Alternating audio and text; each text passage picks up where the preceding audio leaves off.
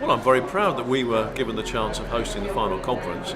I hope it's not the final act, however, because I think having built these relationships with partner bodies and partner organisations in Europe, we can perhaps sustain at the very least connections with them and networking and discussing the advances we're taking locally. And who knows, there may be other funding sources we can look to try and sustain some of the projects we've all been involved in. But this is about allowing Hastings and the other communities in Europe to grow, to have more homes and more jobs, but to make sure it's all done in an environmentally sustainable way. And that's what I hope we've been able to highlight over the last 2 days. Which is, should we mitigate or should we adapt? And actually the question, we can only say no.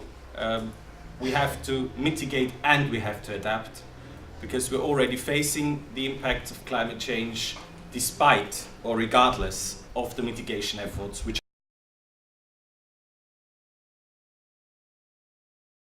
so we need effective adaptation to reduce damage for the future and also to save costs and lives.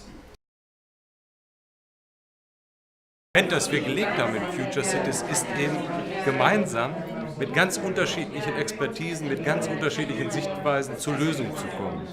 Und Probleme wird es, gerade europäische Probleme, gerade Probleme in Städten, wird es in der Zukunft immer weiter und verstärkt geben.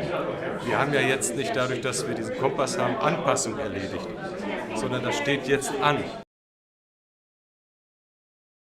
In the case of adaptation, it's a learning process, it's a new subject, and we depend very much on talking to each other, to exchange experience, to learning from each other, and I see that project as one step in that process.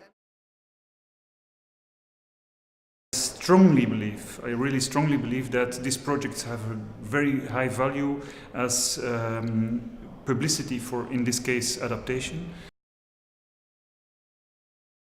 With FutureCity, we are starting to adapt.